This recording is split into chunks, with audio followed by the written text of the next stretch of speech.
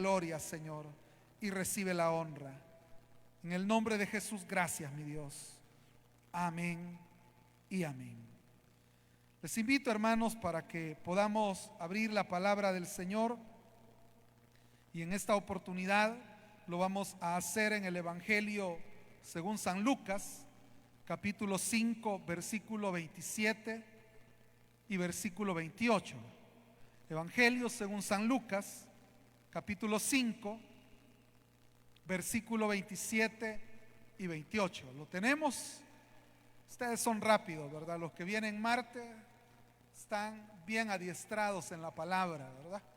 Está fácil hallarlo, ¿verdad? Como yo siempre les ayudo, ahí entre Génesis y Apocalipsis, ahí lo va a encontrar, ¿verdad? Así que, hermanos, leemos Evangelio según San Lucas, capítulo 5, versículos 27 y 28. Nos dice: después de esto, Jesús salió y se fijó en un recaudador de impuestos llamado Leví, sentado en la oficina de los tributos, y le dijo: sígueme. Y él, dejándolo todo, se levantó y lo seguía. Amén. Tenga la bondad de sentarse. En esta hora, hermanos, queremos continuar con los estudios de la doctrina básica. Y una vez más les recuerdo que estamos en los temas conocidos como los temas de la gracia. Y se le llama los temas de la gracia porque al estudiar estos temas concluimos que la salvación del ser humano es una obra en su totalidad realizada por Dios. Digo esto porque hay personas cristianas que opinan que la salvación es una obra en parte de Dios y en otra parte es obra del ser humano. ¿Por qué? Porque ellos dicen es que Dios proveyó un sacrificio para el perdón de pecados. Pero, dicen ellos, el ser humano tiene que completar esa obra creyendo en Jesús. Entonces, hay personas que consideran que el ser humano tiene cierto mérito en cuanto al tema de la salvación. Pero repito, al estudiar estos temas conocidos como los temas de la gracia, concluimos que la salvación en su totalidad es una obra de Dios en favor nuestro. Y hemos venido avanzando, hermanos, ya cubrimos algunos temas y ahora nos corresponde el tema que se titula la gracia irresistible o llamamiento eficaz. Con respecto a la gracia, es una palabra en el original, en el griego, charis, y es una palabra, hermanos, que tiene diversos significados.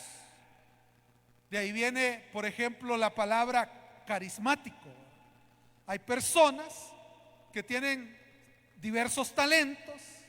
Por ejemplo, alguien que puede tocar, no sé, unos 3 instrumentos musicales. Esa persona es una persona carismática porque tiene mucho talento. Habemos muchos que no sabemos tocar ni un instrumento.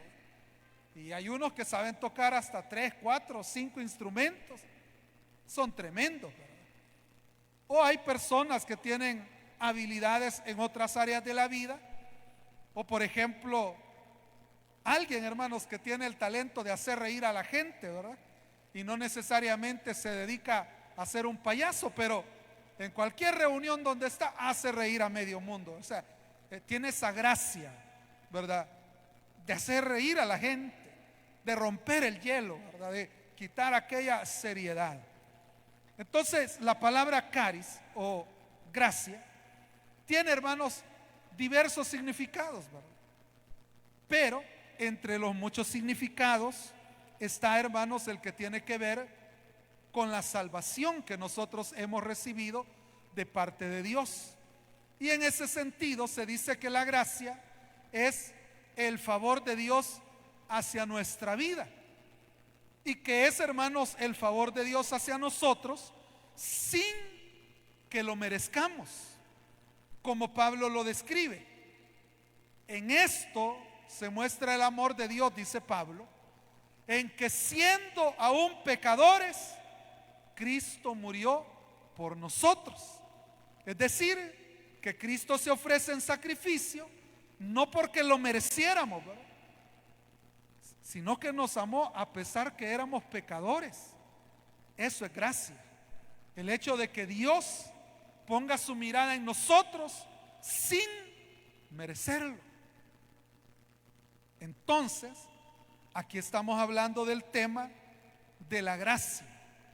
Esa gracia de Dios, ese favor de Dios hacia nuestra vida, que no merecemos. Pero el tema dice que es una gracia irresistible o un llamamiento eficaz. Es decir, que cuando Dios, hermanos, decide poner su gracia sobre una persona, esa persona no puede rechazar esa gracia. Y para esto, hermanos, yo muy brevemente quiero recordarle los temas anteriores que hemos visto de estos temas de la gracia. En primer lugar, vimos el tema de la depravación total, ¿se recuerdan?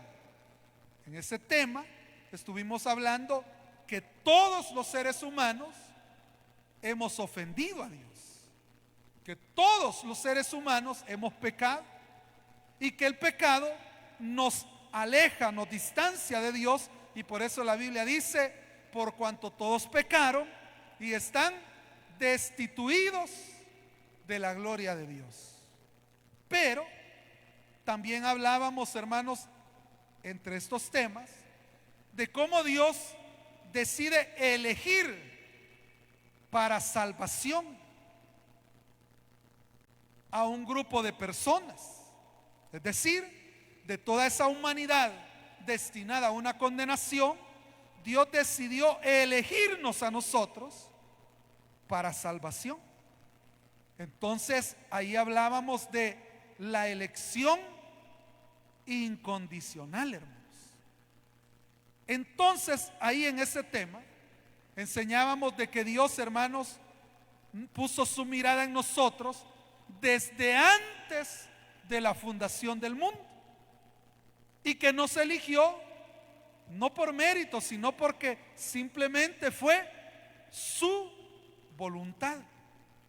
Pero como la obra salvadora de Dios es un proceso, aunque Él ya nos había elegido, hay un momento en el cual el Señor decide llamarnos para que recibamos su gracia. O sea, fuimos elegidos desde antes, pero hay un momento cuando el Señor se revela a nosotros y nos llama. Y sobre eso habla este tema que ahora estamos viendo, y por eso se le llama la gracia irresistible o llamamiento eficaz. Y hemos leído, hermanos, 2 versículos en los cuales podemos notar esta gracia de Dios, en este caso manifestada a uno de los que llegaron a ser parte de los 12, conocidos como los 12 apóstoles. Y dice acá, hermanos, el versículo 27: después de esto, Jesús salió y se fijó en un recaudador de impuestos llamado Leví. Acá, hermanos, se nos narra parte de ese proceso cuando el Señor eligió a los 12 que estarían más cerca de Él. En este lugar donde se encontraba este personaje llamado Leví o Mateo, seguramente habían muchas otras personas, pero el texto dice que el Señor Jesús se fijó en Leví. Es decir, el Señor tenía un propósito particular con esta persona. El Señor tenía un propósito muy, pero muy específico con Leví, porque dice que el Señor se fijó. Y es lo mismo, hermanos, con respecto a nosotros, que de toda la humanidad destinada, hermanos, a condenación, el Señor decide elegirnos a nosotros porque Él se fijó en nosotros también. De millones y millones y millones de personas que han existido en la tierra, el Señor se fijó en usted y en mí. Por eso, hermanos, aunque somos llamados a vivir en humildad, siempre debemos tener presente que no somos poca cosa, hermanos, porque el Señor se fijó en nosotros. ¿O cree que eso, hermanos, no nos hace importantes a nosotros? Sí, hermano, mire, hay gente que se jacta de sus riquezas, hay gente que se jacta de sus posiciones económicas, de sus posiciones de trabajo, y se jactan de mil cosas en esta vida. Pero nosotros, hermanos, tenemos el privilegio de que el Señor se fijó en nosotros. Sigamos leyendo acá el versículo 27. Dice que el Señor se fijó en un recaudador de impuestos llamado Leví. Era un publicano. Y dice que él estaba sentado en la oficina de los tributos, o como dicen otras versiones, en el banco de los tributos.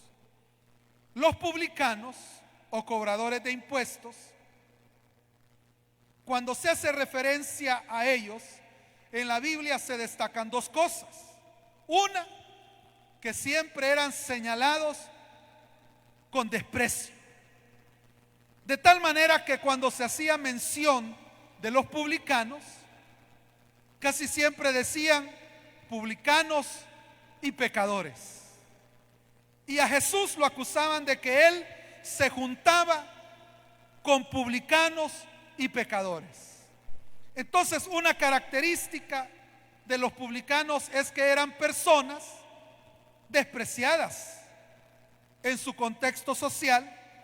Y la razón, hermanos, es que ellos eran judíos, pero servían al imperio romano, que era, hermanos, el imperio que en ese momento estaba oprimiendo a Israel, ¿verdad? Entonces, los publicanos eran prácticamente tenidos como por traidores a la patria. Eso por un lado, y por eso los despreciaban mucho. Pero aparte de eso, los publicanos también se caracterizaban por ser personas adineradas. Casi siempre que se menciona de publicanos, de cobradores de impuestos, se dice que eran ricos. ¿Y por qué se enriquecían los publicanos? Porque ellos, por el cargo que desempeñaban, podían aprovecharse para cobrar más de lo debido. Entonces ellos cobraban los impuestos que la ley permitía, pero a eso le agregaban otra tajadita, ¿verdad? Entonces decían, esto para ti, esto para mí, ¿verdad? Y entonces eso les permitía enriquecerse. Entonces las riquezas de los publicanos eran riquezas injustas, y por eso también ellos eran odiados. Pero, como lo dijo Jesús, ¿verdad? Yo no he venido a llamar a justos, sino a pecadores. Y este Leví era un pecador, ¿verdad? Entonces, este hombre llamado Leví tenía un trabajo, vamos a decirlo, que le permitía tener una buena posición económica. Y usted sabe que los seres humanos, si algo buscan, es el dinero. Si algo mueve a las personas, es el amor al dinero.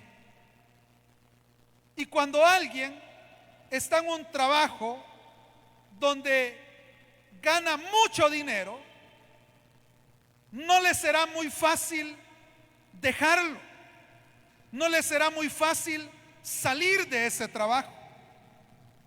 Pero en este caso dice que estando Leví ahí en el banco de los tributos, sentado, ¿verdad? Ahí recogiendo dinero, tocando dinero, haciendo lo que le gustaba, dice que el Señor le hizo un llamado y le dijo: sígueme. El Señor lo llama. ¿Qué hubiera hecho usted? Imagínese en el lugar de Leví, teniendo ese cargo donde usted sabía que tenía seguro, ¿verdad?, su salario, y que aparte de eso ganaba extra, bajo de agua, como decimos, y que vivía materialmente hablando sin problemas económicos. Pero ahora el Señor lo llama y lo está llamando Jesús, el cual dijo que no tenía pero ni siquiera una piedra donde recostar su cabeza. Yo le pregunto, ¿qué haría usted? ¿Qué haría yo? ¿Qué me ofrece Cristo? Por ratos hambriaban porque pasaban bien ocupados, ¿verdad? Y ahí andaban arrancando espigas. Otras veces les llegaban a cobrar los tributos y cualquier parecido, mera coincidencia, pero le llegaron a cobrar los tributos a los discípulos y no andaban para pagar, ¿verdad?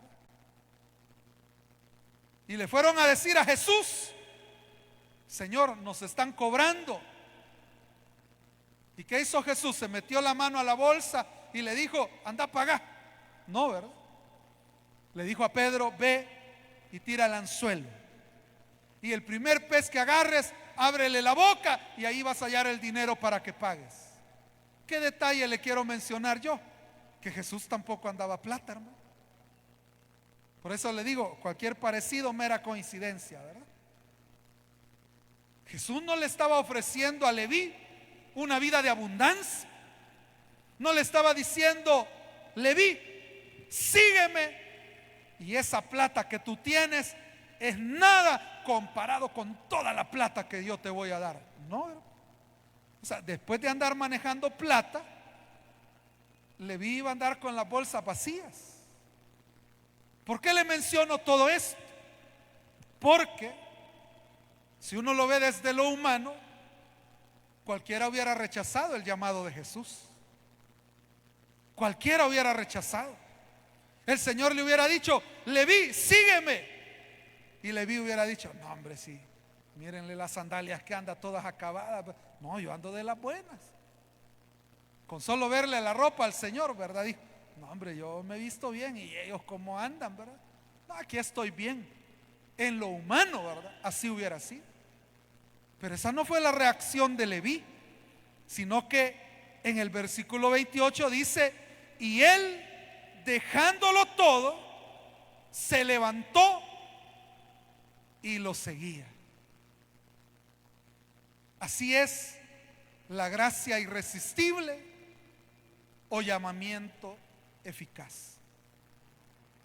A aquellos que el Señor ha elegido para salvación, hay un momento cuando el Señor lo llama. Nosotros, hermanos, tenemos nuestra propia experiencia, nuestro propio testimonio, y quizás algunas veces oíamos el mensaje y no lo recibimos porque no había llegado el momento. Pero cuando llegó el momento de Dios para nuestra vida, nos ocurrió como Leví. No pudimos resistir ese llamado. ¿Le pasó así a usted? ¿O a la fuerza lo trajeron? Si lo trajeron a la fuerza, hoy puede recibir a Cristo, no se preocupe. Pero si usted lo hizo porque el Señor lo llamó, gloria a Dios, ¿verdad? Ahora, esta gracia irresistible no puede ser anulada, hermanos, por la voluntad humana, ¿verdad? Porque el venir a Cristo es una obra sobrenatural, donde el Espíritu obra en las personas de tal manera que doblega la voluntad humana y somos llevados para acudir pidiendo misericordia al Señor. Ahora, con respecto a la salvación, hermanos, sabemos que el ser humano está muerto espiritualmente, está muerto en sus delitos y pecados. Y por lo tanto, en esa condición de muerte, el ser humano no puede hacer nada para buscar la salvación, no puede hacer absolutamente nada para seguir a Cristo. Es necesario que el Señor dote al ser humano de la fe para creer en el Salvador. Veamos en el Evangelio de Juan, capítulo 6, versículo 44. Evangelio de Juan, capítulo 6, versículo 44. Dice: nadie puede venir a mí si no lo trae el Padre que me envió, y yo lo resucitaré en el día final. Aquí, hermanos, podemos ver cómo Jesús está haciendo una afirmación que confirma de que la salvación en su totalidad es una obra de Dios, y que hay, hermanos, una gracia de parte de Dios hacia los elegidos, una gracia que es irresistible. Y por eso, hermanos, se le llama llamamiento eficaz, porque al que Dios llama, esa persona viene. Pero fíjese, este versículo nos enseña una verdad diferente a lo que muchas veces nosotros pensamos. Porque a veces pensamos que somos nosotros los que venimos a Cristo, pero en realidad es Dios el que nos trae, hermanos. Es Dios el que nos busca, es Dios el que hace la obra. Y por eso Jesús afirma y dice: nadie, oiga, nadie puede venir a mí si no lo trae el Padre que me envió.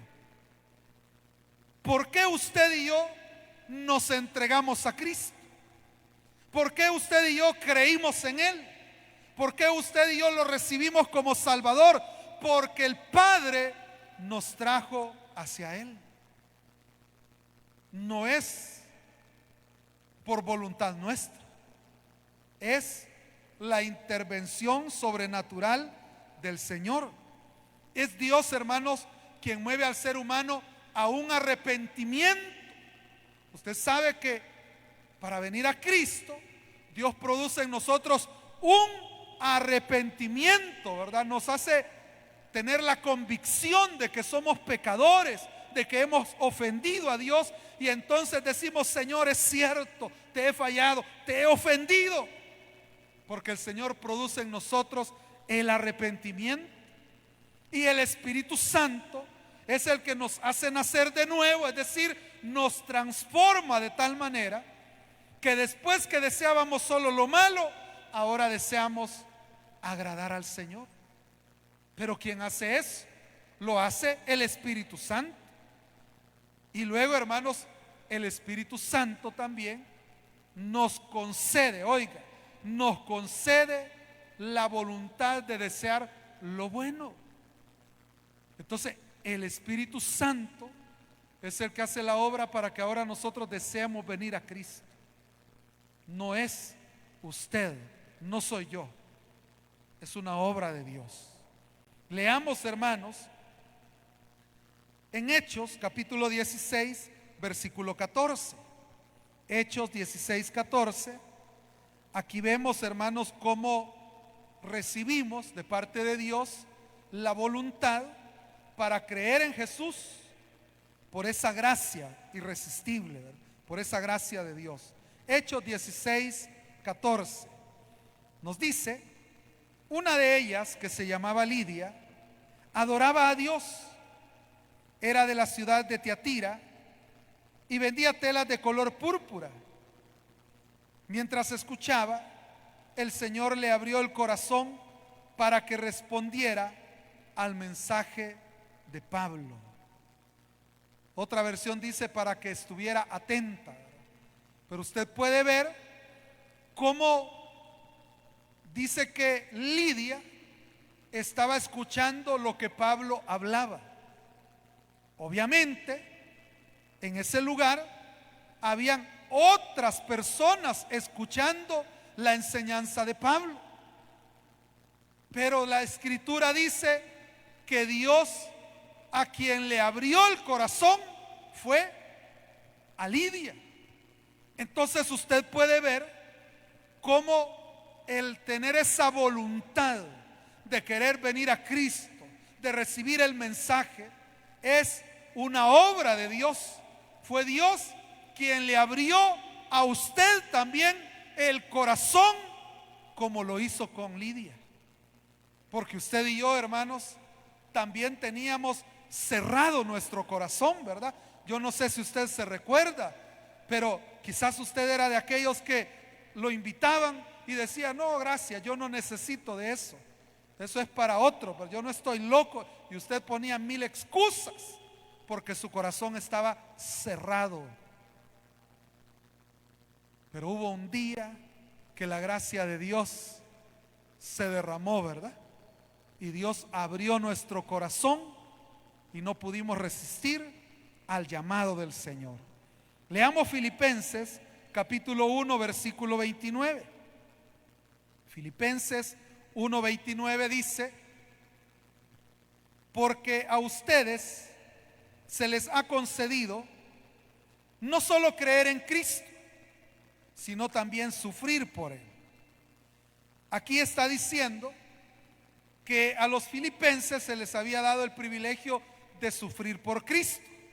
Pero antes de eso está diciendo que a ellos se les había concedido creer en Cristo. Pero note lo que está afirmando este pasaje. Lo que está diciendo es: hermanos de Filipos, ustedes no creyeron porque fueran más listos, más inteligentes que otras personas. No, ustedes creyeron porque Dios a ustedes les concedió el poder creer. Qué bendición, hermanos, que Dios nos haya concedido a nosotros ese privilegio de creer en el Señor. Porque, hermanos, hay gente que a veces ha crecido rodeada de elementos cristianos y no creen. Pero a usted y a mí el Señor nos ha dado ese privilegio y nos ha concedido poder creer en Cristo. Leamos ahora en Filipenses 2:13. Filipenses capítulo 2 versículo 13 nos dice: pues Dios es quien produce en ustedes tanto el querer como el hacer para que se cumpla su buena voluntad. Aquí también encontramos cómo Dios, hermanos, nos está afirmando que es Dios quien obra en el corazón de las personas. No es, hermanos, el ser humano. Y por eso les decía yo al inicio que al estudiar estos temas, la conclusión es que la obra salvadora en su totalidad la hace Dios. Porque para ilustrar lo que dice este versículo, hermanos, el ejemplo de Pablo, cuando narra su conversión, en el libro de Hechos dice que él había pedido cartas a las autoridades judías para perseguir a los discípulos de Jesús. Y dice la Biblia que él iba de lugar en lugar persiguiendo aún de casa en casa. Y dice que no hacía distinción, sino que tanto a hombres como a mujeres los obligaba a blasfemar, los obligaba a negar a Cristo. O sea, era terrible, hermanos, este Saulo. Pero él había pedido autorización ahora para ir a Damasco. Y dice que él respiraba amenazas y muerte. Es decir, lo que él tenía en su corazón cuando iba rumbo a Damasco era: hoy sí van a ver esos discípulos de Jesús lo que les voy a hacer por andar enseñando esas cosas raras, esas cosas extrañas. Y él iba, hermanos, como lleno de ira contra los discípulos del Señor. O sea, él no iba pensando nada bueno, hermanos. Él no iba pensando: voy a ir a buscar a Cristo, voy a ir a aprender, ¿verdad?, de los discípulos de Jesús. Él no iba pensando nada de eso. Él iba totalmente en contra de Dios, al punto que cuando el Señor le habla, le dice: Saulo, Saulo, ¿por qué me persigues? O sea, estaba peleado con Dios. Dura cosa te es dar patadas contra el aguijón. O sea, note, la voluntad de Pablo estaba totalmente opuesta a la voluntad de Dios, totalmente en contra. Pero ¿qué dice este versículo que acabamos de leer, hermanos? Dice que Dios, ¿verdad?, es quien produce en ustedes tanto el querer como el hacer, para que se cumpla su buena voluntad. Y eso es lo que le ocurrió a Pablo, que aunque su voluntad estaba totalmente en contra de la voluntad de Dios, el Señor hizo una obra sobrenatural, al punto que Pablo terminó diciendo: Señor, ¿qué quieres que yo haga? Note cómo hubo un cambio total en la voluntad de Pablo, un cambio radical. Y no fue porque Pablo estaba reflexionando y diciendo: quizás soy muy malo, ¿verdad?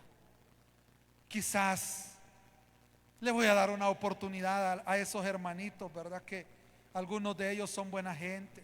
No, Pablo no reflexionaba eso. Él lo que pensaba era: estos se merecen buenos azotes.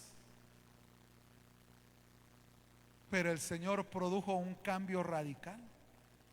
Lo mismo ocurrió en nosotros, ¿sí o no, hermanos? La mayoría de nosotros no andábamos pensando en buscar a Dios. Usted y yo, hermanos, somos el testimonio vivo de que fue Dios quien obró en nuestra voluntad, ¿verdad? Y nos hizo quererlo a Él, nos hizo amarlo a Él, nos hizo volvernos a Él y hacerlo, hermanos, no por fuerzas externas, no por presiones, no porque si no te convertís no te dejo herencia, no, ¿verdad? Fue porque el Señor obró en nuestro interior y nos movió, obró en nuestra voluntad para que pudiéramos buscarlo a Él. Ahora, ¿por qué el Señor, hermanos, obra en nosotros y nos da esa gracia? El derramamiento de esa gracia es, hermanos, en cumplimiento al decreto de elección. Es decir, usted y yo, hermanos, ya habíamos sido elegidos para salvación. Entonces, lo que Dios hace es derramar esa gracia o llamarnos en el tiempo que Él ha establecido, y lo hace porque ya hay un decreto de elección de usted. O sea, usted no se podía perder. Espero darme a entender, hermano. O sea, usted iba a ser llamado por el Señor sí o sí, porque Dios ya lo había elegido. Entonces Dios no es como nosotros, ¿verdad?, que se nos pasan por alto las cosas y, híjole, se me había olvidado que este era elegido, ¿verdad? Ni modo, ya se condenó, se murió. No, Dios, hermanos, nos ha tenido en su mirada desde antes de la fundación del mundo, ¿verdad?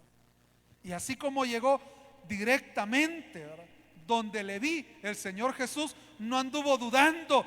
Quiero ver a quién elijo, ¿verdad? ¿Quién tiene cara de bueno? ¿Quién tiene cara de honrado? Este le vi, me cae bien. No, no fue así, ¿verdad?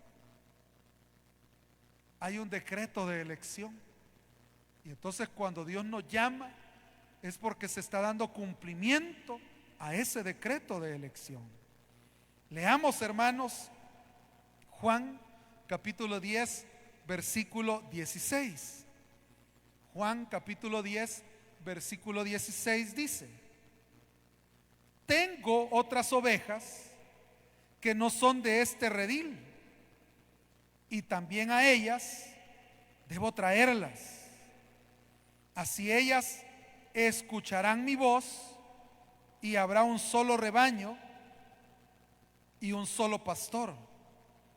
Aquí, hermanos, usted puede ver cómo el Señor está hablando a sus primeros seguidores, que en ese momento eran todos judíos. Y recuerde que los judíos pensaban, no, es que Dios es solo para Israel, ¿verdad? O sea, había, hermanos, un pensamiento como que Dios era patrimonio de Israel, ¿verdad? Y los gentiles eran vistos como de menos, ¿verdad?, como inferiores. Pero ahora viene Jesús y les dice, ¿verdad?, ustedes son mis ovejas, pero quiero decirles que tengo todavía otras ovejas que debo traer, ¿verdad? Y esas otras ovejas, ¿dónde estaban?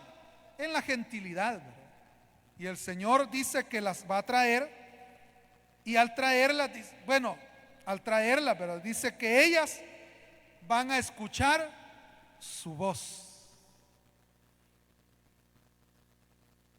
Las ovejas de Dios, los elegidos de Dios, escuchamos ese llamado. ¿Por qué está usted aquí? ¿Por qué estoy yo aquí? Lo hemos dicho muchas veces. No éramos los más buenos del mundo. Es más, si uno es más bíblico, la Biblia dice lo vil del mundo, ¿verdad?, lo menospreciado, ¿verdad? Si sigo van a decir, no, hermano, ya no nos ayude, por favor, van a decir.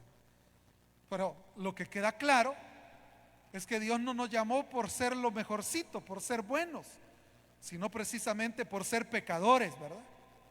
Pero la realidad es esta, que el Señor habló, el Señor nos llamó y nosotros escuchamos su voz, porque éramos sus ovejas.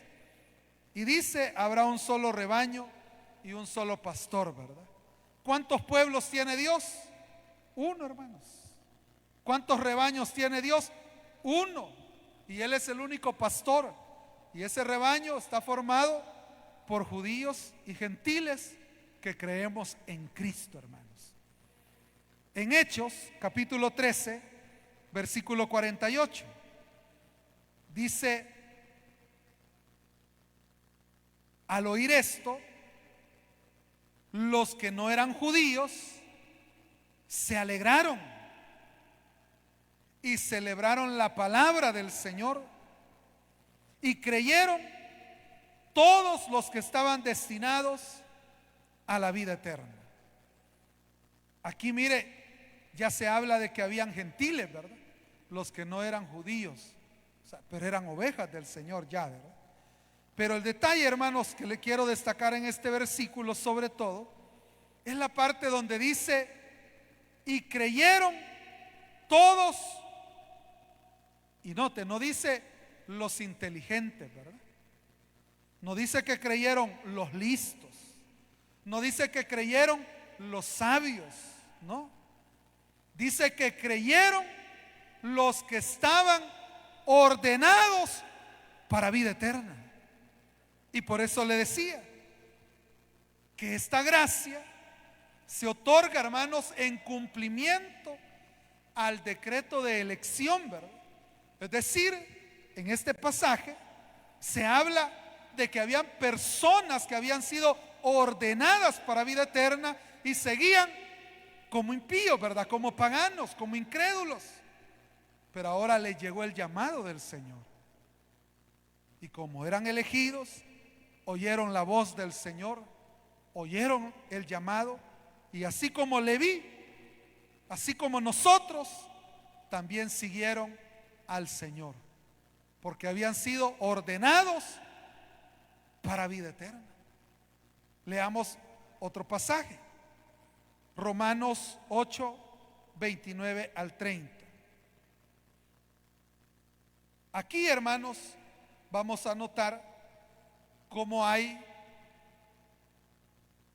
una descripción, voy a decir, de lo que hemos venido hablando, de cómo Dios, hermanos, ya tenía un plan de salvación para cada uno de nosotros. Romanos 8, 29 al 30 nos dice: porque a los que Dios conoció de antemano, ahí, hermanos, está diciendo que hay algunos a los cuales Dios conoció anticipadamente. ¿Desde cuándo nos conoce el Señor a nosotros? Desde antes de la fundación del mundo. Ahora, este conocer del que habla acá no se refiere, hermanos, simplemente a que este es Francisco, esta es Toñita, no, ¿verdad? O sea, Dios conoce a todas las personas del mundo, a todos los que han vivido en este planeta, ¿verdad? Pero aquí se refiere a conocerlos en el sentido de familiaridad, ¿verdad? De parentesco, de que somos de Él. Y dice: porque a los que Dios conoció de antemano, también los predestinó. Y esta palabra, predestinar, habla de fijar el destino con anterioridad, ¿verdad? Es decir, que está hablando de la elección incondicional, porque Dios nos conoció y nos predestinó y dijo: a este me lo apartan, por favor. Este es ovejita, yo ya lo tengo reservado, ya la tengo reservada. A los que conoció, los predestinó, ¿verdad?, a ser transformados según la imagen de su Hijo. Ese es el propósito que Dios tiene con nosotros desde antes, que seamos, hermanos, transformados a la imagen de su Hijo. Ese es parte del gran propósito de Dios. Pero luego dice: para que Él sea el primogénito entre muchos hermanos, ¿verdad? Ahí está hablando de Cristo. Pero luego en el versículo 30 dice: a los que predestinó, es decir, a esos que Él había elegido de antemano, dice: también los llamó. ¿Por qué nos llamó el Señor a nosotros? Porque ya nos había predestinado, hermanos, porque Él ya nos había elegido. Entonces llegó el momento cuando el Señor te llamó a ti, porque tú eras parte ya dentro de esos grandes propósitos del Señor. Yo cuando leo esto, hermanos, cuando reflexiono en estas verdades, yo digo: cuánto me ama Dios, ¿verdad? Y no estoy presumiendo, porque a usted también Dios lo ama de esa manera. O sea, piénselo, hermano, piénselo. Ningún ser humano merecía el perdón, por cuanto todos habíamos pecado. Ningún ser humano se merecía misericordia. Ningún ser humano se merecía el favor de Dios. Pero el Señor dijo: apártenme a este, apártenme a ella. Y a esos elegidos el Señor también los llamó. Y luego dice: a los que llamó también los justificó.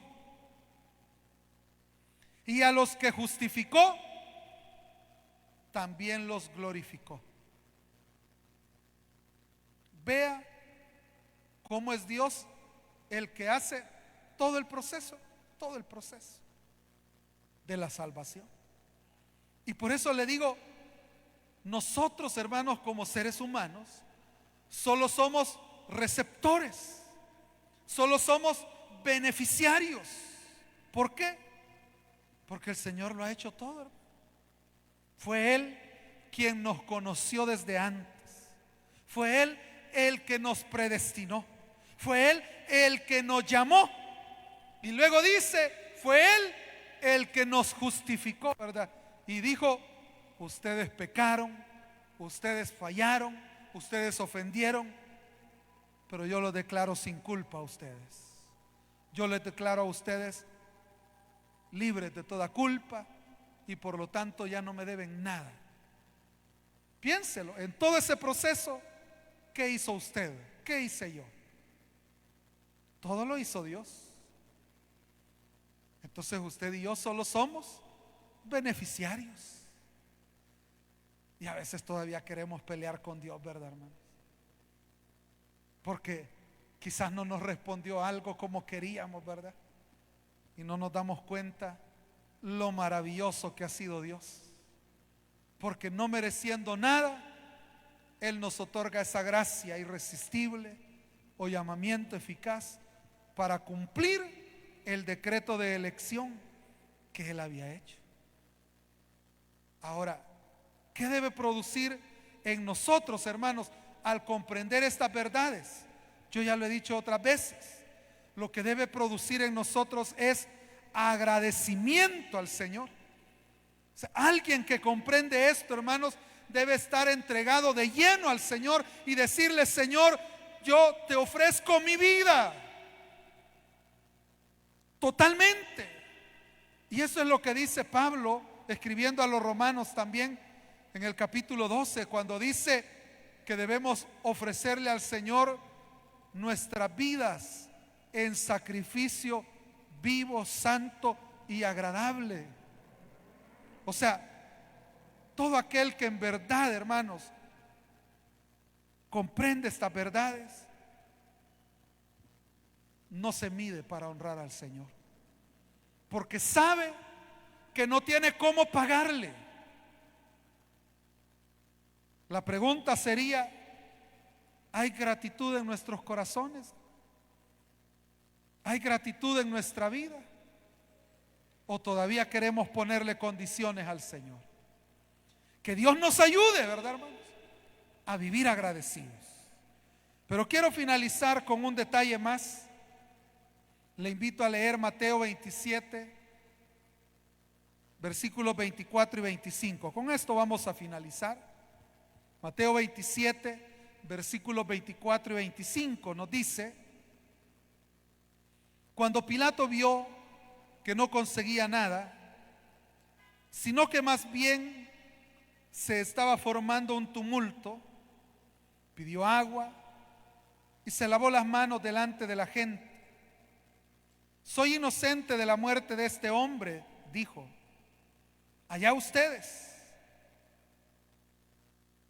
Que la culpa de su muerte caiga sobre nosotros y sobre nuestros hijos, contestó el pueblo. Acá, hermanos, he tomado estos versículos para ilustrar otra verdad importante, y es que los no elegidos siguen siendo responsables de su incredulidad y serán juzgados. Y digo esto, hermanos, porque a veces, al no entenderlo, podemos pensar que Dios es injusto. Pero recuerde que Dios no impulsa a nadie a pecar. Dios podía no intervenir en ningún ser humano. ¿Y qué iba a ocurrir? Que toda la humanidad se iba a condenar. Pero Dios decide mostrar su misericordia y elige a unos para salvación. Y los no elegidos, simplemente el Señor los deja a que ellos sigan su propia voluntad. Y aquí vemos en el juicio del Señor, ¿verdad? Cuando Pilato quería soltar a Jesús, y Pilato hizo todo lo que, no todo, hermanos, porque en realidad pudo haberlo soltado, pero en lo que tiene que ver con las apariencias, hizo lo que estaba a su alcance para intentar soltar a Jesús. Pero la gente insistió en que crucificaran al Señor, y la gente llegó al punto de decir que caiga sobre nosotros, ¿verdad?, la muerte de este hombre y sobre nuestros hijos. O sea, no se daban cuenta realmente lo que estaban diciendo, ¿verdad? Pero lo están haciendo uso de su razón, de su voluntad, ¿verdad? Por lo cual son responsables de sus decisiones y serán juzgados. Entonces nosotros lo que tenemos que ver es cuán grande ha sido la gracia de Dios sobre nuestra vida, porque pudimos haber sido pasados por alto, pero el Señor se fijó en nosotros y nos dijo: sígueme. Y aquí estamos. Démosle gloria a Dios, hermanos. Cierre sus ojos y ahí donde está, dígale: Señor, gracias, gracias, Señor, por haber puesto tu mirada en mí. Dígale: Señor, gracias porque tú has mostrado tu misericordia hacia mi vida, porque también yo te ofendí, también yo te fallé, pero aún así has derramado de tu gracia sobre mi vida. Dele gracias, hermano y hermana. Alabe al Señor ahí en su lugar. Alábelo a Él y dígale: Señor, gracias por lo que has hecho en mí, por manifestar esa gracia, por haberme elegido, por haberme llamado. Gracias, Señor, por lo que tú haces en cada uno de nosotros. Esta noche también yo quiero hacer una invitación. Si alguien en este lugar sabe que es Dios que está llamándole, sabe que Dios es el que inquieta su corazón y produce tanto el querer como el hacer. Quizás usted no se explica por qué ya no quiere seguir en esa vida de pecado. Usted quizás no se explica por qué, a pesar que le gusta el pecado, pero ya no se siente cómodo, ya no está bien ahí. Ese Dios que te está llamando. Hay alguien esta noche que quiere venir a Cristo y recibirlo como su Salvador. Levante su mano bien en alto.